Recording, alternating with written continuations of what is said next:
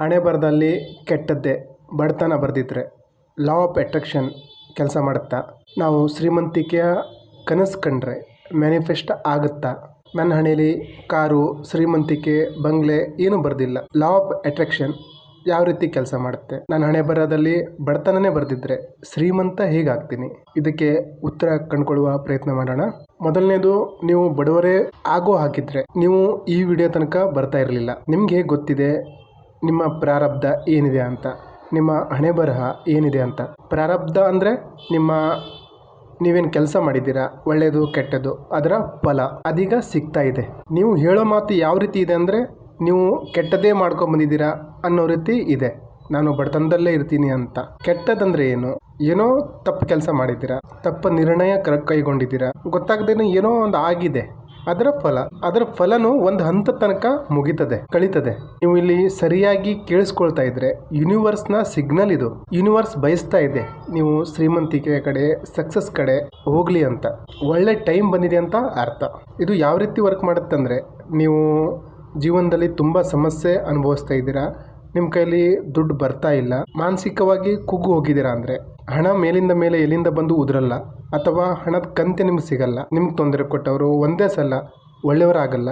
Universe ಈ ರೀತಿಯ video ಮೂಲಕ, ಆ ರೀತಿಯ ಜನರ ಮೂಲಕ ಸಂದೇಶ ಕಳಿಸುತ್ತೆ. ನಿಮ್ಮ ಜೀವನದಲ್ಲಿ ಬದಲಾವಣೆ ಬರ್ತಾ ಹೋಗುತ್ತೆ. ಸರಿಯಾದ ಸಮಯ ಬಂದರೆ ಮಾತ್ರ ಈ ರೀತಿಯ ವಿಡಿಯೋಗಳು ನಿಮ್ಗೆ ಸಿಗ್ತಾ ಹೋಗ್ತವೆ. ಯಾಕೆಂದರೆ ಈಗ ಸುಮಾರು ನಮ್ಮ 1024 ಸಬ್ಸ್ಕ್ರೈಬರ್ನ ಈ ವಿಡಿಯೋದ ನೋಟಿಫಿಕೇಶನ್ ಹೋಗಿದೆ. ಅವ್ರು ಯಾರೂ ಓಪನ್ ಮಾಡಿಲ್ಲ, ನೀವು ಓಪನ್ ಮಾಡಿದ್ದೀರಾ ಅಂದರೆ ನಿಮ್ಮ ಟೈಮ್ ಚೆನ್ನಾಗಿ ಬಂದಿದೆ ಅಂತ ಅರ್ಥ. ನಿಮಗೂ ಅರ್ಥ ಆಗ್ತಾ ಹೋಗುತ್ತೆ ಕೆಲವೊಂದು ಪರಿಣಾಮ ಯಾವುದೋ ಕಾರಣದ ಫಲ ಅಂತ. ನನ್ನದೇ ಉದಾಹರಣೆ ಹೇಳಬೇಕು ಅಂದರೆ, ನಾನೂ ಸಹ ಈ ಬಿಸ್ನೆಸ್ಸಲ್ಲಿ ಲಾಸ್ ಆಗಿ, ಸಾಲ ಆಗಿ ತುಂಬ ಡಿಪ್ರೆಷನ್ಗೆ ಒಳಗಾಗಿದ್ದೆ. ತುಂಬ ಕಡೆ ಕೋರ್ಸು, ವೆಬಿನಾರು, ವರ್ಕ್ಶಾಪು ಅಟೆಂಡ್ ಮಾಡಿದ್ದೀನಿ. ಕೆಲವೊಂದು ಕಡೆ ದುಡ್ಡು ಕಟ್ಟಲಿಕ್ಕಾಗದೆ ವಾಪಸ್ಸು ಬಂದಿದ್ದೀನಿ. ಏನೂ ಆಗಿಲ್ಲ. ಖರ್ಚು ಕಡಿಮೆ ಮಾಡಿ, ಉಳಿತಾಯ ಮಾಡಿ ಅಂತ ಖರ್ಚು ಕಡಿಮೆ ಮಾಡಲಿಕ್ಕೆ ಹೋಗಿ ಒಂದು 5-6 kg ವೇಟು ಇಳಿಸ್ಕೊಂಡಿದ್ದೀನಿ. ಏನೂ ಆಗಿಲ್ಲ. ಈ ರೀತಿ ಎಲ್ಲ ಕಡೆಯಿಂದ ಸುಮ್ಮನೆ ಕೂತಿದಾಗ ನನ್ನ ಟೈಮ್ ಯಾವ ರೀತಿ ಬಂದಿದೆ ನೋಡಿ. ಒಬ್ಬರು ಮೇಡಮ್ ಫೋನ್ ಮಾಡ್ತಾರೆ, ಯಾಕೆ ನೀನು ಕೋರ್ಸ್ನ ಕಂಟಿನ್ಯೂ ಮಾಡ್ತಾ ಇಲ್ಲ ಅಂತ. ಮೇಡಮ್, ಈ ರೀತಿ ದುಡ್ಡಿನ ಸಮಸ್ಯೆ, ನನಗೆ ಅರ್ಹತೆ ಇಲ್ಲ, ಹಾಗಾಗಿ ನಾನು ಅದನ್ನು ಎಕ್ಸೈಟ್ ಆಗಿದ್ದೀನಿ ಮೇಡಮ್ ಅಂತ ಹೇಳಿದಾಗ ಅವ್ರು ನನಗೊಂದು ಸಲಹೆ ಕೊಡ್ತಾರೆ, ನೀನು ಯೂಟ್ಯೂಬ್ ಚಾನಲ್ ಮಾಡು ಅಂತ. ನಾನು ಇಷ್ಟು ದಿವಸ ಎಲ್ಲ ಕಡೆ ನನ್ನ ಟ್ಯಾಲೆಂಟ್ ಏನು, ನಾನು ಏನು ಮಾಡಬೇಕು ಗೊತ್ತಾಗ್ತಾ ಇಲ್ಲ ಅಂತ ದ್ವಂದ್ವದಲ್ಲಿದ್ದಾಗ ಯಾವ ಗುರುಗಳು ನನಗೆ ಉತ್ತರ ಕೊಟ್ಟಿರಲಿಲ್ಲ. ಈ ಮೇಡಮ್ ಅವ್ರು ನನಗೆ ಈ ರೀತಿ ಅಂದಿದ ಮಾತು ನನ್ನ ಸಬ್ಕಾನ್ಷಿಯಸ್ ಮೈಂಡ್ ತನಕ ಹೋಗ್ಬಿಡ್ತು, ನೀನು ಯೂಟ್ಯೂಬ್ ಚಾನಲ್ ಮಾಡು ಅಂತ. ಅವ್ರು ಹೇಳಿದ ಈ ಮಾತು ನನ್ನ ಜೀವನದ ಟರ್ನಿಂಗ್ ಪಾಯಿಂಟ್. ನಾನು ಏನು ಮಾಡಬೇಕು ಅಂತ ಒದ್ದಾಡ್ತಿದ್ನೋ, ದಾರಿ ಸಿಗದೆ ಅದು ಸಿಕ್ತು. ಸುಮಾರು ವರ್ಷದಿಂದ ಎಷ್ಟೋ ಬುಕ್ ಓದಿದ್ದೀನಿ, ಅದನ್ನು ನೋಟ್ಸ್ ಮಾಡಿ ಹಾಗೆ ಬಿಸಾಕಿದ್ದೀನಿ. ಅದೆಲ್ಲ ಎಕ್ಸ್ಪೀರಿಯನ್ಸ್ ಏನಿದೆ ಅದು ಇಲ್ಲಿ ಯೂಸ್ ಆಯಿತು. ಇನ್ನು ಹಣದ ವಿಚಾರ ಬಂದರೆ, ಅದೃಷ್ಟದ ಬಾಗಿಲು ಯಾವ ರೀತಿ ತೆಗಿತಾ ಇದೆ ಅಂದರೆ, ನನ್ನ ಕೆಲವೊಂದು ವಿಡಿಯೋಲಿ ಆ್ಯಡ್ ರನ್ ಆಗ್ತಾ ಇದೆ. ದುಡ್ಡು ಬರ್ತಾ ಇಲ್ಲ, ಬಟ್ ಬಂದೇ ಬರುತ್ತೆ. ಅದಕ್ಕೆ ಒಂದು 4000 ವಾಚ್ ಟೈಮ್ ಕಂಪ್ಲೀಟ್ ಆಗಬೇಕು ಅನ್ನೋ ಒಂದು ರೂಲ್ಸ್ ಇದೆ. ನನ್ನ ವಾಚ್ ಟೈಮು 2300 ಆಗಿದೆ. ಇನ್ನು 700 ಕಂಪ್ಲೀಟ್ ಮಾಡಿದ್ರೆ ಜಾಯಿನ್ ಬಟನ್ ಬರುತ್ತೆ. ಇನ್ನು 1000 ಕಂಪ್ಲೀಟ್ ಮಾಡಿದ್ರೆ ನನ್ನ ಆ್ಯಡ್ಸ್ ಏನು ರನ್ ಆಗುತ್ತಲ್ಲ ಅದ್ರ ದುಡ್ಡು ಸಿಗುತ್ತೆ. ಈ ರೀತಿಯ ದಾರಿ ಓಪನ್ ಆಯಿತು.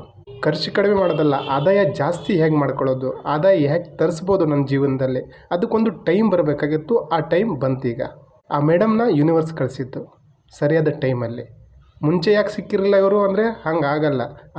ನನ್ನ ಒಂದು ಕರ್ಮ ಕಡಿಬೇಕಾಗತ್ತೆ, ಪ್ರಾರಬ್ಧ ಕಡಿಬೇಕಾಗತ್ತೆ. ಈಗ ನಿಮಗೆ ಈ ವಿಡಿಯೋ ಸಿಕ್ಕಿದೆ ಅಂದರೆ ನಿಮ್ಮ ಸರಿಯಾದ ಸಮಯ ಬಂದಿದೆ ಅಂತ ಅರ್ಥ. ನನ್ನ ಫೇಲ್ಯೂರ್, ನನ್ನ ಸಾಲ ಆಗಿರ್ಬೋದು, ಅದು ನನ್ನ ಅಹಂಕಾರದಿಂದ, ಅಜ್ಞಾನದಿಂದ ಯಾವ ರೀತಿನೋ ಬಂದಿದೆ. ಅದನ್ನು ನೋವು, ಕಷ್ಟ ಏನು ಬಂತೋ ಅದೆಲ್ಲ ಅನುಭವಿಸಿ ಬಂದಿದ್ದೆ. ಒಳ್ಳೆಯದು ಮಾಡಿರ್ಬೋದು, ಈಗ ಒಳ್ಳೆಯದು ಆಗ್ತಾಯಿದೆ. ನಿಮ್ಮ ಹಣೆ ಬರದಲ್ಲಿ ದುಡ್ಡು ಬರ್ದಿಲ್ಲ, ಕೆಟ್ಟದ್ದೇ ಬರ್ದಿದೆ ಅಂದರೆ ನಿಮಗೆ ಈ ವಿಡಿಯೋ ಸಿಗ್ತಾ ಇರಲಿಲ್ಲ. ನಿಮ್ಮ ಹಣೆ ಬರದಲ್ಲಿ ಕೆಟ್ಟದ್ದು ಬರೆದಿದ್ರೆ ಲಾ ಆಫ್ ಅಟ್ರಾಕ್ಷನ್ ಹೇಗೆ ಕೆಲಸ ಮಾಡುತ್ತೆ ಅಂದರೆ, ನಿಮ್ಮ ಜೀವನದಲ್ಲಿ ಲಾ ಆಫ್ ಅಟ್ರಾಕ್ಷನ್ ಬರ್ತಾನೆ ಇರಲಿಲ್ಲ. ಲಾ ಆಫ್ ಅಟ್ರಾಕ್ಷನ್ ನಿಮ್ಮ ಜೀವನದಲ್ಲಿ ಬರಬೇಕು ಅಂದರೆ ನಿಮ್ಮ ಟೈಮ್ ಮುಗ್ದಿರಬೇಕು, ಒಳ್ಳೆಯ ಸಮಯ ಬಂದಿರಬೇಕು. ಲಾ ಆಫ್ ಅಟ್ರಾಕ್ಷನ್ನ ವಿಡಿಯೋಗಳು ನಿಮ್ಮ ಹತ್ರ ಬರ್ತಾ ಇದ್ದಾವಂದರೆ ನಿಮ್ಮ ಸರಿಯಾದ ಸಮಯ ಬಂದಿದೆ ಅಂತ. ಕಾರ್ಯಪ್ರವೃತ್ತರಾಗಬೇಕಷ್ಟೆ. ನೀವು ಶ್ರೀಮಂತ ಆಗುವ, ಸಕ್ಸಸ್ ಆಗುವ ಟೈಮ್ ಇನ್ನೂ ಬಂದಿಲ್ಲ ಅಂದರೆ ಲಾ ಆಫ್ ಅಟ್ರಾಕ್ಷನ್ನ ವಿಡಿಯೋಗಳು ಬಂದರೂ ನೀವು ಓಪನ್ ಮಾಡಲಿಕ್ಕೆ ಆಗಲ್ಲ. ಅದು ನಿಮಗೆ ಸುಳ್ಳು ಅನಿಸುತ್ತೆ. ಈಗ ನನ್ನ ಚಾನಲಲ್ಲೂ ಲಾ ಆಫ್ ಅಟ್ರಾಕ್ಷನ್ನ ಕೆಲವೊಂದು ವಿಡಿಯೋಗಳು ಮಾಡಿ ಇಟ್ಟಿದ್ದೀನಿ. ಎಲ್ಲರೂ ಅದನ್ನು ಓಪನ್ ಮಾಡಲಿಕ್ಕೆ ಆಗಲ್ಲ, ನೋಡಲಿಕ್ಕೂ ಆಗಲ್ಲ. ಅದಕ್ಕೆ ಅವ್ರದ್ದು ಟೈಮ್ ಬರಬೇಕಾಗತ್ತೆ, ಅವತ್ತು ಅದನ್ನು ನೋಡ್ತಾರೆ. ಹೇಳಿದ ವಿಷಯ ಅರ್ಥ ಆಯಿತು ಅನ್ಕೋತೀನಿ. ತುಂಬ ಜನ ಎಷ್ಟೋ ಕಷ್ಟ ಬಿದ್ರೂ ಅಸಫಲರಾಗ್ತಾರೆ, ಫೇಲ್ಯೂರ್ ಆಗ್ತಾರೆ. ಯಾಕೆ ಗೊತ್ತಾ? ಯಾಕೆಂದರೆ ಅವರು ತಮ್ಮ ಕನಸಿನ ಬಗ್ಗೆ, ಗುರಿಯ ಬಗ್ಗೆ, ಸಬ್ಕಾನ್ಷಿಯಸ್ ಮೈಂಡಲ್ಲಿರುವ ವಿಚಾರದ ಬಗ್ಗೆ ಪ್ರಾರಂಭದಲ್ಲೇ ಜನರ ಹತ್ರ ಹೇಳಿಕ್ಕೆ ಸ್ಟಾರ್ಟ್ ಮಾಡಿಬಿಡ್ತಾರೆ. ಇನ್ನು ನಮ್ಮ ಜನ ಯಾವ ರೀತಿ ಅಂದರೆ 97% ನೆಗೆಟಿವ್ ಎನರ್ಜಿಯಿಂದ ತುಂಬಿರುವಂಥವರು, ಸಣ್ಣ ಒಂದು ವಿಚಾರ ಇಟ್ಕೊಂಡಿರುವಂಥವ್ರು. ಅವ್ರು ಯಾವ ರೀತಿ ಸಜೆಷನ್ ಕೊಡ್ತಾರೆ ಅಂದರೆ, ನಮ್ಮ ಮನೋಬಲ ಕುಗ್ಗೋಗ್ಬಿಡ್ಬೇಕು. ನಾನು ಮಾಡಿದ್ದೆ, ನಮ್ಮ ಚಿಕ್ಕಪ್ಪ ಮಾಡಿದ್ದ, ಹೀನಾಯವಾಗಿ ಸೋತೋದ, ಲಾಸ್ ಆದ ಅಂತ. ಅದು 2-3 ಜನ ಹೇಳಿಬಿಟ್ರಂತೂ ಅದೇ ನಿಮಗೆ ವೇದವಾಕ್ಯ, ನನ್ನ ಕೈಲಿ ಆಗಲ್ಲ ಅಂತ. ನೀವು ಯಶಸ್ವಿ ಆಗಬೇಕು, ಸಫಲರಾಗಬೇಕು ಅಂದರೆ ಏನು ಮಾಡಿ ಗೊತ್ತಾ? ನಿಮ್ಮ ಪ್ಲ್ಯಾನ್, ಗುರಿ ಯಾರಿಗೂ ಹೇಳಿಬಿಡಿ, ಸೀಕ್ರೆಟಾಗಿಡಿ. ಸೀಕ್ರೆಟಾಗಿ ಅದರ ಮೇಲೆ ಕೆಲಸ ಮಾಡಿ. ಬಂದಿರುವ ಪರಿಣಾಮ, ರಿಸಲ್ಟ್, ಸಕ್ಸಸ್ ರಿಸಲ್ಟು ಮಾತಾಡಬೇಕೆ ಹೊರತು ನೀವು ಮಾತಾಡಬಾರ್ದು, ನೀವು ಹೇಳ್ಕೊಂಡು ತಿರುಗಾಡಬಾರ್ದು. ನಾನು ಗುರು ಹುಡ್ಕೊಂಡು ಹೋದಾಗ ನನಗೆ ಗುರು ಸಿಕ್ಕಿಲ್ಲ. ನನ್ನ ದ್ವಂದ್ವನ ದೂರ ಮಾಡೋಂಥವ್ರು, ಆದಾಯನ ಯಾವ ರೀತಿ ಕ್ರಿಯೇಟ್ ಮಾಡ್ಕೋಬೋದು ಅಂತ ಹೇಳ್ಕೊಟ್ಟಂಥವ್ರು ಯಾರೂ ಸಿಕ್ಕಿಲ್ಲ. ಟೈಮ್ ಬಂದಾಗ, ಶಿಷ್ಯ ರೆಡಿ ಆದಾಗ ಗುರುನೇ ಹುಡ್ಕೊಬಂದು ನಿನಗೆ ಈ ರೀತಿ ಮಾಡುವಂಥ ಒಂದು ಸಜೆಷನ್ ಕೊಟ್ಟರು. ಹೀಗೆ ನಮ್ಮ ಟೈಮ್ ಬರಬೇಕು. ಮೊನ್ನೆ ಯಾರು ನನಗೆ ಗುರು ಅಂದರೆ ಯಾರು ಅಂತ ನಾನೊಂದು ವಿಡಿಯೋ ಮಾಡಿದ್ದೆ, ಅದರಲ್ಲಿ ಈಗ ಆ್ಯಡು ಬರ್ತಾಯಿದೆ.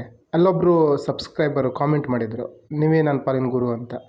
ಅಂದರೆ ಟೈಮ್ ಬಂದಾಗ ಕೆಲವೊಂದು ವಿಚಾರಗಳು ನಮ್ಗೆ ಅರ್ಥ ಆಗ್ತಾ ಹೋಗುತ್ತೆ, ಅದಕ್ಕಿಂತ ಮುಂಚೆ ಅಲ್ಲ. ಇಲ್ಲಿ ನಾನು ಯಾರು ಗುರುನೂ ಅಲ್ಲ, ಒಂದು ಮಾಧ್ಯಮ.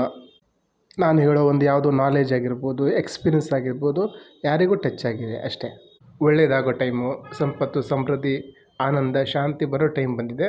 ಹಾಗಾಗಿ ಆ ವಿಡಿಯೋಸ್ಗಳು ಅವ್ರಿಗೆ ಸಿಕ್ಕಿದೆ. ಇಷ್ಟೇ, ಇದರಲ್ಲಿ ನನ್ನ ಪಾತ್ರ ಏನೂ ಇಲ್ಲ.